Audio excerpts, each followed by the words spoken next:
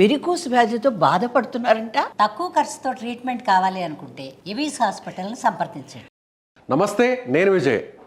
So మరికొన్ని గంటల్లో పాకిస్తాన్ మీద ఇండియా యుద్ధానికి దిగబోతుందనేటువంటి కదలికలు అయితే చాలా స్పష్టంగా కనిపిస్తున్నాయని అనేక వార్తా సంస్థలు చెప్తున్నారు. అలాగే నిఘా వర్గాలు కూడా చెప్తున్నటువంటి విషయాన్ని మనం చూసాం. అయితే ఇప్పుడు నిజంగా ఇండియా పాకిస్తాన్ మధ్య వార్ జరిగితే మన భారతదేశంలో ఏ రాష్ట్రాలకి ఎక్కువగా ప్రభావం ఉండే అవకాశం ఉంది, అలాగే పాకిస్తాన్ ఎంతవరకు తీవ్రంగా నష్టపోయే అవకాశం ఉంది, అదేవిధంగా ఒకవేళ అణు యుద్ధమే జరిగితే ఇండియాలో ఉన్నటువంటి ఏ ప్లేసెస్కి ప్రాబ్లం ఉంది, పాకిస్తాన్లో ఏ ప్లేసెస్ పూర్తిగా ఇబ్బంది పడే అవకాశం ఉంది. దీని గురించి డిస్కస్ చేద్దాం. మనతో పాటున్నారు రిటైర్డ్ ఆర్మీ ఆఫీసర్ కల్నల్ వివి రావు గారు. సార్ నమస్తే. సార్, అందరిలో కూడా ఒకవేళ ఇండియా పాకిస్తాన్ వార్ జరిగితే ఏదైతే బార్డర్లో ఉన్న స్టేట్సే ప్రాబ్లం అవుతాయా, లేదంటే మిగతా ప్రాంతాలు కూడా ఎఫెక్ట్ అయ్యే అవకాశం ఉందని ఒక డౌట్ ఉంటుంది. ఒకసారి మాకు వివరించే ప్రయత్నం చేస్తారు. అలాగే అణు యుద్ధమే జరిగితే ఎక్కువగా ప్రభావం ఉండేటువంటి ప్రాంతాలు ఏంటి? ఎస్, ఇది ఇండియా మ్యాప్. ఇక్కడ మనం చూసినట్లయితే ఈ గ్రీన్ కలర్లో కనిపిస్తుంది చూసారా, ఇది పాకిస్తాను, ఈ మిగిలినటువంటి ప్రాంతం అంతా కూడా ఇండియా. సో గుజరాత్, రాజస్థాన్, పంజాబ్, ఇప్పుడు ఇష్యూ ఉండేటువంటి ప్రాంతం జమ్మూ అండ్ కాశ్మీర్. సో ఏ స్టేట్స్కి ఎక్కువగా ఎఫెక్ట్ ఉండే అవకాశం ఉంది? మొత్తం ఒకటి చూడాలని, యుద్ధం అంటూ జరిగితే అంటే ప్రాపర్ డిక్లరేషన్ అయ్యి యుద్ధం అంటూ జరిగితే మొత్తం భారతదేశం ఇన్వాల్వ్ అవుతుంది, దేశం అంతా ఇన్వాల్వ్ అవుతుంది. ఏ ఏరియా కూడా 2.5 వార్ అంటున్నాం, 2 వార్ అన్నది పాకిస్తాన్ చైనా అనుకుంటే ఆ 0.5 వార్ ఇండియాలో అంతర్గతంగా జరుగుతుంది. అది ఏ స్టేట్ అయినా కావచ్చు, ఎక్కడైనా ఏ విధంగా అయినా జరగచ్చు. అది respective state governments law and order issue అవుతుంది.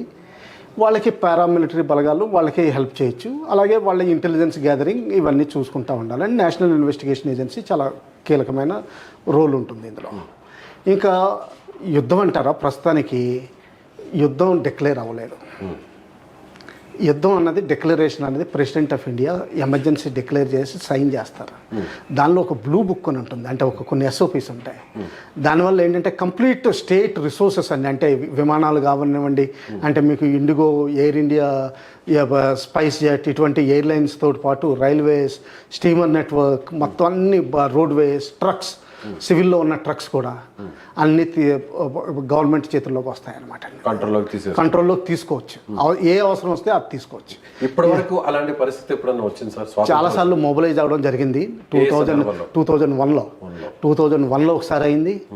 1999 కార్గిల్ టైంలో కూడా కొంతవరకు చేసాం, కానీ అప్పుడు లిమిటెడ్ వార్ అయింది. లిమిటెడ్ వార్ అంటే వార్ కేవలం కార్గిల్ ఏరియాకి పరిమితం చేసాం. ఈ ప్రాంతానికి ఈ ప్రాంతానికే పరిమితం చేసాం, ఇంకా ఇక్కడ కూడా రాలేదు. ఆ ప్రాంతానికే లిమిటెడ్ వార్ అన్నది చేసాం. సో ఇప్పుడు ఇష్యూ ఇక్కడ నడుస్తుంది, ఇది ఈ ప్రాంతంలో నడుస్తుంది. ఇదంతా కూడా జమ్మూ అండ్ కాశ్మీర్. సో పంజాబ్ కూడా బార్డర్ని షేర్ చేసుకుంటుంది, రాజస్థాన్ షేర్ చేసుకుంటుంది, గుజరాత్ షేర్ చేసుకుంటుంది. సో ఇప్పుడు ఈ బార్డర్ అంతా కూడా ఆర్మీ వెళ్ళిపోతుంది. అప్పుడు ప్రజెంట్ ఇప్పుడు బార్డర్లో ఆర్మీ ఉందా? అంటే జమ్మూ అండ్ కాశ్మీర్ మినహాయించిన స్టేట్స్లో ఆర్మీ లేదండి. బోర్డర్ మీద ఆర్మీ లేదు, ప్రస్తుతం లేదు. అదేమవుతుందంటే మన అసీం మునీర్ గారు స్పీచ్ ప్రకారం ఏంటంటే ఆయన ఏమన్నారంటే కాశ్మీర్ ఇస్ ద జగులర్ వీన్, అంటే వాళ్ళకున్న తల తెగిపోయేంత పరిస్థితి అయ్యే విధంగా కాశ్మీర్ ఇష్యూ ఒకటే ఉందని చెప్పారు. అంటే ఏంటంటే మిగతా స్టేట్స్కి ఆయనకి సంబంధం ఏమీ లేదు, కాశ్మీర్ గురించే మనం ప్రస్తుతం ఆలోచిస్తున్నాం. అలాగే టెర్రరిస్ట్ ఇన్సిడెంట్ జరిగింది కూడా కాశ్మీర్లోనే. దీనికి వర్స్ట్ ఎఫెక్టెడ్ కాశ్మీర్ ప్రజలు కూడాను. అలాగే మన పార్లమెంట్ రిజల్యూషన్ పివి నరసింహరావు గారి టైం నుంచి పిఓకే నాన్ నెగోషియబుల్ అన్నారు. అంటే ఏంటంటే దాని మీద నెగోషియేషన్ అది ఇండియాదే అని చెప్పారు. అప్పటి నుంచి ఎంతో నీళ్లు పారినాయి, సింధు నదిలో కానీ, గోదావరిలో కానీ, గంగాలో కానీ. ఏదైతే అయిందో ఇప్పుడు ప్రస్తుతానికి ఆర్టికల్ 370 తీసేసిన తర్వాత ఈ మిగతా ఏరియాస్ కూడా మనం వెనక్కి తీసుకుంటామని పార్లమెంట్లో స్పష్టంగా చెప్పడం జరిగింది. దీనితో పాటుగానే అక్కడ కొన్ని ఎమ్మెల్యే వేకెన్సీలు 12 ఎన్నో ఖాళీగా పెట్టడం జరిగింది. మన జమ్మూ కాశ్మీర్ అసెంబ్లీ ఇప్పుడు ఎన్నికైంది చూసారా, అందులో కొన్ని అసెంబ్లీ వేకెన్సీలు ఖాళీగా ఉన్నాయి. ఎందుకోసం? ఎందుకంటే ఆ సీట్లు ఒక పిఓకేలోవి ఎన్నికలు అవ్వలేదు, మనం కండక్ట్ చేయలేకపోతున్నాం ప్రస్తుతానికి. మన భూభాగమే కాబట్టి వాళ్ళ సీట్లు వాళ్ళకి ఉన్నాయి. రేపు ఒకవేళ మన వెనక్కి తీసుకున్న రోజుని వాళ్ళకి బై ఎలక్షన్స్ పెడతారు, బై ఎలక్షన్స్ పెట్టి వాళ్ళు ఎన్నుకోవడం జరుగుతుంది. ఓకే. వాళ్ళు కాశ్మీర్ అసెంబ్లీలో పార్టిసిపేట్ కూడా చేయడం జరుగుతుంది. అలాగే ఇంకొక చేంజ్ ఒకటి వచ్చింది ఏంటంటే, అంతకుముందు వరకు కాశ్మీర్ నుంచి వింటర్లో జమ్మూ వచ్చేది రాజధాని, ఇప్పుడు అది కూడా మానేసేవాడిని. ఓకే. వింటర్ లో జమ్మూకి వచ్చేది క్యాపిటల్, సమ్మర్ లో శ్రీనగర్కి వెళ్ళిపోయింది. శ్రీనగర్ తర్వాత అక్కడ శాంతి వచ్చింది, టూరిజం విపరీతంగా పెరిగింది. 2.4 మిలియన్ టూరిస్టులు వచ్చినట్టు, 2.4 crore 24 crore అంత టూరిస్టులు వచ్చినట్టు లెక్క. ఎంత 64 lakh పాపులేషన్ కాశ్మీర్లో ఎంత ఇంపాక్ట్ ఉంటుంది చూడండి. అదంతా అయిన తర్వాత అది పాకిస్తాన్కి పడలేదు. అందువల్ల ఈ టెర్రరిస్ట్ అటాక్ చేసి కాశ్మీర్ ఇష్యూ ఇంటర్నల్గా రైజ్ చేస్తున్నారు. ఇంకో విషయం ఏంటంటే అండి, వాళ్ళకి అంతర్గతంగా కూడా చాలా ప్రాబ్లమ్స్ ఉన్నాయి. ఎకానమీ ఫెయిల్ అయిపోతుంది, పొలిటికల్ స్టెబిలిటీ లేదు, మెయిన్ గెలిచిన లీడర్ అపోజిషన్ లీడర్లుగా ఉన్నారు, గెలిచిన క్యాండిడేట్స్ ఇండిపెండెంట్ క్యాండిడేట్స్ కింద సెనేట్లో ఉన్నారు, మైనార్టీ లీడర్ ప్రైమ్ మినిస్టర్ చేస్తున్నారు. బలూచిస్తాన్లో ప్రాబ్లం నడుస్తుంది. బలూచిస్తాన్ అంటే ఈ ఏరియా వస్తుందండి దాదాపు, ఆ ఏరియా నడుస్తుంది. అలాగే ఈ NWFP ఈ ఏరియాలో కూడా ఇక్కడ ప్రాబ్లం నడుస్తుంది. ఆఫ్ఘనిస్తాన్తో బార్డర్ షేర్ అయ్యే ప్లేస్. దాంతో పాటుగా ఈ టెర్రరిస్ట్ యాక్టివిటీస్ వాళ్ళ ఓన్ కొంతకాలం తర్వాత ఏంటంటే, సింహం ఏంటంటే దాన్ని జూలు విదిల్చుకుంటుంది. ఆ సైడ్ని టెర్రరిస్టులను ట్రైన్ చేసి వాళ్ళ ఓన్ ఇంటర్నల్గా కూడా సున్నీ ప్రతిసారి మొహరం రోజుని షియా మాస్కులను అటాక్ చేయడం జరుగుతుంది. ఈసారి కూడా జరిగింది, చాలామంది చనిపోవడం జరిగింది. ఇవన్నీ జరుగుతున్నాయండి. సార్, పర్టికులర్గా మనం ఇప్పుడు వస్తే ఈ పాయింట్కి వస్తే, ఒకవేళ వార్ జరిగిందే అనుకుందాం, ఇన్ కేస్ ఆఫ్ ఆ సిచ్యువేషన్ వచ్చింది, అప్పుడు పాకిస్తాన్లో ఉన్నటువంటి తాజాగా ఒక మంత్రి కూడా చెప్పాడు, మా దగ్గర 130 పైగా అణుబాంబులు ఉన్నాయి, సో వాటిని భారత్ మీద ప్రయోగించడం కోసమే అంటున్నారు. ఒకవేళ పాకిస్తాన్ నుంచి అణుబాంబులు వేస్తే మన దేశంలో ఏ ప్రాంతాల వరకు కవర్ చేసే అవకాశం ఉంది? అంటే ఆ సిచ్యువేషన్ రాకూడదని అనుకుందాం, ఒకవేళ చేస్తే ఎంతవరకు అవకాశం ఉంటుంది? అలాగే మనం పాకిస్తాన్ని పూర్తిగా తుడిచిపెట్టేయచ్చా? ఫస్ట్ థింగ్ మనం ఆలోచించాల్సింది ఏంటంటే, న్యూక్లియర్ డాక్ట్రిన్ ఒకటి తయారైన డాక్యుమెంట్ ఒకటి ఉంటుందండి. మన ఇండియా బేసిక్ పాలసీ అంటే వన్ వర్డ్లో చెప్పాలంటే నో ఫస్ట్ యూజ్ పాలసీ. అంటే మేము ఎప్పుడు ఫస్ట్ టైం వాడాం, ఎంత పరిస్థితి వచ్చినా మేము వాడాం. కానీ వేరే వాళ్ళు వాడితే మాత్రం మేము వాడదలుచుకున్నాం. వాడుతున్నారనే సమాచారం వచ్చినా కూడా మనకి వాడేటువంటి అవకాశం ఉంటుంది? లేదండి. వాళ్ళు యాక్చువల్గా ఫిజికల్గా అదేంటంటే ఇంటెలిజెన్స్ కానీ ఎగ్జిక్యూషన్ అయ్యేంత వరకు అది ఉండదు. ఫస్ట్ హిట్ మనం తీసుకోవాల్సి వస్తుంది బహుశా. అందులో మనమే వేసామని పేరు వస్తుంది. అలా ఏం కాదండి, అందులో క్లారిటీ వచ్చేస్తుంది ఎవరు వేశారన్నది. అంత ఈజీ ఏం కాదు, ఎందుకంటే అది మిసైల్ ద్వారా పంపించాలి, లేకపోతే ఎయిర్ క్రాఫ్ట్ ద్వారా పంపించాలి. కొన్ని టాక్టికల్ మిసైల్స్ అయితే మాత్రం అంటే బోర్డర్ ఏరియాస్లోనే ఫైర్ చేయొచ్చు. టాక్టికల్ రౌండ్స్ కూడా ఉంటాయండి, అంటే బిలో 2 కిలోటన్, అంటే చిల్లర పైసల్లాగా, అవి ఆర్మీ స్థావరాల మీద వాడచ్చు. అలా కాకుండా కొంచెం డర్టీ బాంబ్స్ ఉంటాయండి. డర్టీ బాంబ్స్ అంటే ఏంటంటే, ఈ శుద్ధి చేసిన యురేనియము, ఇటువంటి జిర్కోనియం, ఇటువంటి మెటీరియల్స్ ఉంటారు చూసారా, రేడియో యాక్టివ్ మెటీరియల్, అవి తీసుకొచ్చి నదుల్లో కలపడం, లేకపోతే ఇటువంటివి చేస్తూ ఉంటారు. దీన్ని డర్టీ బాంబ్స్ అంటారు. అంటే డ్యామేజ్ ఎక్కువ, మనుషుల్ని చంపబోవచ్చు, కానీ రేడియేషన్ వల్ల దానివల్ల తెగుళ్ళు వచ్చేస్తాయి, జెనెటిక్ డిఫెక్ట్స్ వచ్చేస్తాయి ఏరియాలో. దీన్ని ఆ డర్టీ బాంబ్ చేసే అవకాశాలు కూడా ఎక్కువ ఉన్నాయి.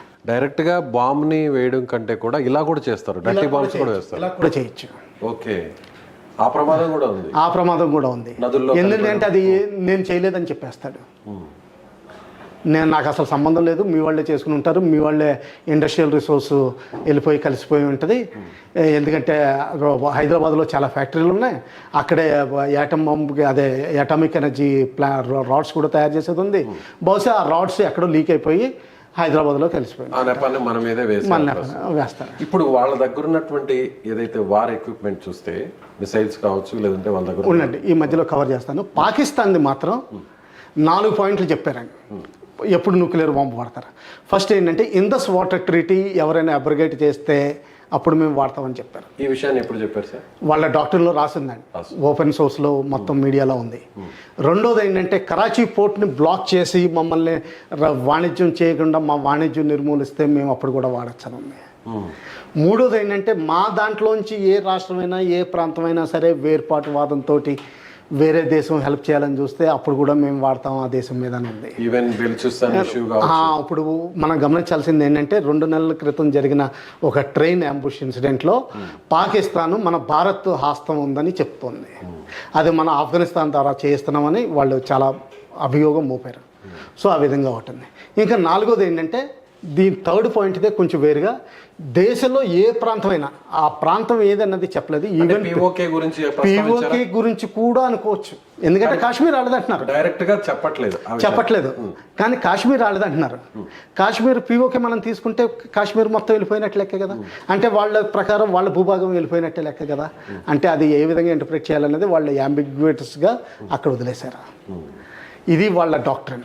కానీ మనం మాత్రం ఒక్క విషయాన్ని చెప్పాం, ఎవరైనా మన మీద ప్రయోగించిన నో ఫస్ట్ యూజ్, మనం మాత్రం ఫస్ట్ వాడాం. అది చాలా క్లారిటీతో ఉంది. ఇప్పుడు మిగతా టార్గెట్స్ అంటారా, అవి వాళ్ళు ఏ విధంగా ఎన్నుకుంటారు, స్ట్రాటజిక్ టార్గెట్స్ ఎన్నుకుంటారా, మొత్తం వాడచ్చు అంటారా? మొత్తం వాడడానికి అంత లేదు, ఎందుకంటే దాని డెలివరీ మెకానిజమ్స్ ఇవన్నీ బోల్డంత తతంగా ఉంటుంది. తర్వాత అంతర్జాతీయంగా అమెరికా కూర్చుందని, రష్యా కూర్చుంది, నాటో పవర్స్ కూర్చున్నాయి, బ్రిటన్ ఉంది. వాళ్ళంతా ఖాళీ చేతులతో కూర్చోలేదు. వాళ్ళు ఎప్పుడు ఈ పాటికే శాటిలైట్ ఇమేజరీ తోటి వీటితోటి అన్నీ గమనిస్తూ ఉంటారు. అలాగే చాలా వరకు టెక్నాలజీ వాళ్ళ కంట్రోల్లో ఉందండి. ఇంకా తర్వాత టాపిక్స్ ఏవి వాడతారంటే, ఇప్పుడు జమ్మూ కాశ్మీర్లో పాకిస్తాన్ వాడింది అనుకోండి, వాళ్ళకే హాని, వాళ్ళ ఓన్ రాష్ట్రంలో వాళ్ళు అనుకుంటున్నట్టుగా వాళ్ళ ఓన్ రాజ్యంలో వాళ్ళు వాడుతున్నారు. సో అది ఏ విధంగా వాడతారు? ఆర్మీ మీద వాడతారా కేవలం, లేకపోతే సివిలియన్ టార్గెట్స్ కూడా వాడతారా, లేకపోతే నేను అంటే నిండా ములిగాను, నేను ఎలాగా చేస్తున్నాను, నిన్ను కూడా చంపేస్తాను అన్నట్టుగా వాడు వాడతాడా? అది కూడా ఒకటి ఉంది. అలాగే వాళ్ళ దగ్గర ఉన్నటువంటి ఆ వెపన్స్ టెక్నాలజీ, ఇప్పుడు ఏదైతే మనం అనుకున్నామో ఈ న్యూక్లియర్ బాంబ్స్ని వేసే టెక్నాలజీ మన ఇండియాలో ఏ ప్రాంతాన్ని కవర్ చేసే అవకాశం ఉంటుంది? అది చెప్పలేమండి, ఎందుకంటే వాళ్ళ దగ్గర ఉన్న కొన్ని మిసైల్స్ ఉన్నాయండి. మీడియం రేంజ్ మిసైల్స్ ఉన్నాయి. మీడియం రేంజ్ మిసైల్స్ అంటే 1500 కిలోమీటర్లు మీరు ఆటోమేటిక్గా ఆలోచించుకోండి. 1500 కిలోమీటర్లు అంటే మధ్యప్రదేశ్ సౌత్ వరకు వచ్చేస్తాయి. ఇంకొన్ని మామూలుగా విమానాల ద్వారా అంటే ఎక్కడికైనా వెళ్ళచ్చు. వాళ్ళ దగ్గర SLBMs మాత్రం, అంటే సబ్మెరీన్ లాంచ్డ్ బ్యాలిస్టిక్ మిసైల్స్ మాత్రం లేవు, ఎందుకంటే వాళ్ళ దగ్గర న్యూక్లియర్ కేపబుల్ సబ్మెరీన్స్ లేవు. ఒకవేళ చైనా ఏమన్నా అద్దెకిస్తుందా అది వేరే సంగతి, ఎందుకంటే కొన్ని రోజుల క్రితం కొన్ని రిపోర్ట్లు వచ్చినాయి, ఒక చైనా సబ్మెరీన్ పాకిస్తాన్ కరాచీ దగ్గర కొన్ని రోజులు హాల్ట్ చేసిందని. అటువంటిది ఏదైనా సైలెంట్గా వచ్చి వాళ్ళు ఏమన్నా అద్దెకిస్తారా అది వేరే సంగతి. ఈ ప్రస్తుతానికి వాళ్ళ దగ్గర ఉన్నటువంటి టెక్నాలజీ ప్రకారం చూస్తే, సో ఇదైతే ఈ సముద్రం నుంచి అయితే మాత్రం న్యూక్లియర్ బాంబుని వేసే అవకాశం లేదు. తక్కువ ఏదైనా సరే రూల్ అవుట్ చేయలేమండి, తక్కువ. సో ఏదైనా కూడా భూమి మీద నుంచి ఏదన్నా లాంచ్ చేయడమా, లేదంటే ఎయిర్ నుంచి లాంచ్ చేయడం వరకే ఉంది. అలాగే మామూలు సబ్మెరీన్లో కూడా అంతకుముందు 1971 వార్లో చూస్తే 1 నెల రోజుల నుంచి ముందర వచ్చేసి వైజాగ్ హార్బర్ బయట కూర్చుంది, PNS ఘాజీ అని. అటువంటి వాటిలో కూడా మామూలు తక్కువ రకం న్యూక్లియర్ వెపన్ పెట్టచ్చు, అందులో డౌట్ ఏం లేదు. కాకపోతే వాళ్ళ టార్గెట్స్ ఎంతవరకు అచీవ్ చేస్తారు, ఏమి అచీవ్ చేస్తారు. ఇంకోటి గమనించాల్సిన విషయం ఏంటంటే, ఈ పంజాబ్ ఏరియాలో ఉన్న వాటర్స్ అన్నీ ఆఖరుని ఇంతస్లోనే కలుస్తున్నాయి, సింధు నదిలోనే కలుస్తాయి. సింధు నదిలో కలిసిన తర్వాత వాళ్ళ agriculture complete Sindhu province, complete Punjab province మొత్తం ఎఫెక్ట్ అవుతుంది. సో మనం ఏదైనా చేయాలనుకుంటే కూడా దాన్ని ఈజీగా చేసేయచ్చు. డర్టీ బాంబ్స్ లాంటివి ఏదన్నా అది కూడా ఉందండి. ఈ డర్టీ బాంబ్స్ అన్నది ఏంటంటే పాత యురేనియం కానీ సగం వాడేసిన డిప్లీటెడ్, ఎందుకంటే అటామిక్ పవర్ అందరి దగ్గర, వాళ్ళ దగ్గర కూడా ఉంది, చైనీస్ సపోర్ట్ తోటి తీసుకొచ్చింది. అందులో వాడిన డిప్లీటెడ్ యురేనియం ఉంటుంది చూసారా, దాన్ని ఒక విధమైన బాంబు కింద, పాయిజన్ కింద, రేడియేషన్ అది వదిలిపెట్టే విధంగా ఎక్కడైనా వదిలిపెట్టచ్చు. దానివల్ల ఏమవుతుందంటే ఆ ఏరియాలో రేడియేషన్ పెరిగిపోతుంది, జెనెటిక్ మ్యూటేషన్స్ వస్తాయి, చాలామంది గాయపడతారు. చెర్నోబిల్ గుర్తుపెట్టుకోండి, చెర్నోబిల్ ఎలాగైందో చెర్నోబిల్ చేయాలని చూస్తారు, ఇన్ సింపుల్ వర్డ్స్లో.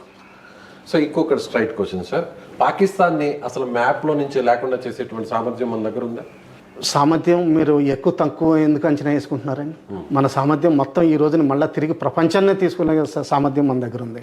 అది ఏ విధంగా చేస్తామన్నది వేరు. విశ్వగురు అయినప్పుడు మన ప్రపంచమే మన చేతుల్లో ఉంటుంది. సో అది పాకిస్తాన్ అన్నది కేవలం మనం అసలు ఇప్పుడు లెక్క పెట్టని దేశం ఈ రోజుల్లో అవసరం లేదు. మనం already 3rd economy, world's largest economy అయ్యాం. రానున్న దేశాల్లో మనకున్న ఇంటలెక్టు, మనకి యూత్ పవర్ ఎక్కువ ఉంది. నెక్స్ట్ 40 years యూత్ పవర్ ఎక్కువ పనిచేయగలిగే, ఎక్కువ మ్యాన్ హౌస్ పెట్టగలిగే క్షమత ఉంది మనకి. దానివల్ల మనం సూపర్ పవర్ అవుతాం, ప్రపంచాన్ని శాసిస్తాం తప్పితే కానీ కేవలం పాకిస్తాన్ గురించి ఆలోచించాల్సిన అవసరం లేదు. ఇప్పుడు న్యూక్లియర్ టెక్నాలజీని వాడుతున్నారు అనేటువంటి సమాచారం మనకున్నటువంటి నిఘా వ్యవస్థ ద్వారా కానీ, రాడార్స్ ద్వారా కానీ ఏమన్నా మనం ముందుగానే అలర్ట్ చేసుకోవచ్చా? చేసుకోవచ్చని ఇంటెలిజెన్స్ వర్గాలు పనిచేస్తూనే ఉంటాయి. కానీ న్యూక్లియర్ వెపన్స్ అన్నది వాడడం అంత ఈజీ కాదని.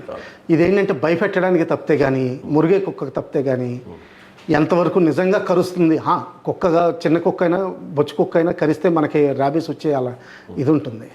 కానీ ఎంతవరకు ఎఫెక్టివ్ ఉంటుంది అన్నది ఇది నిజంగా డౌట్ఫుల్. ఇప్పుడు వరకు ఎక్సెప్ట్ వన్ డెమాన్స్ట్రేషన్ హిరోషిమా నాగాసాకిలో తప్పితే ఎప్పుడు ఉపయోగించబడిన అవకాశాలు కనిపించలేదు.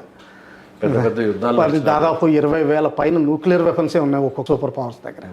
అయినా కానీ వాడడం చాలా కష్టం అవుతుంది. సో మన దేశంతో పాటు పాకిస్తాన్, అమెరికా, చైనా, రష్యా వీటి దగ్గర మాత్రమే ఉన్నాయి న్యూక్లియర్ వెపన్స్. కొన్ని అన్అఫీషియల్ రిపోర్ట్స్ ప్రకారం ఇజ్రాయెల్ దగ్గర కూడా ఉన్నాయి. కొంతమంది ఇరాన్ దగ్గర కూడా వచ్చినాయి అంటారు. ఇరాన్ దగ్గర వాళ్ళ టెక్నాలజీ కొంచెం డెవలప్ చేసుకుంది అంటే. సో అదేవిధంగా వార్ వస్తే ఈ బార్డర్ అంతా కూడా కవర్ చేస్తుంది మిలిటరీ, అంతేనా? పాకిస్తాన్ని షేర్ చేసుకున్నటువంటి అది వదిలేండి, అంటే ఆర్మీని పని చేసుకునేవ్వండి. అంటే ఏమవుతుందంటే వాళ్ళు ఎలా చేస్తారన్నది బార్డర్ ఏరియాలో BSF కూర్చుంటే చాలా ఆర్మీకి అంతే. ఆర్మీ ఎలాగెళ్తుందన్నది డీప్గా పాకిస్తాన్లో కట్ చేసి పని వెళ్తుందా? ఎందుకంటే నేను చెప్తున్నాను, ఈ రోడ్డు ఉంది కదండి, వాళ్ళకున్న మెయిన్ ఇంపార్టెంట్ రోడ్డు ఇలాగ వస్తుంది. ఇది కరాచీ.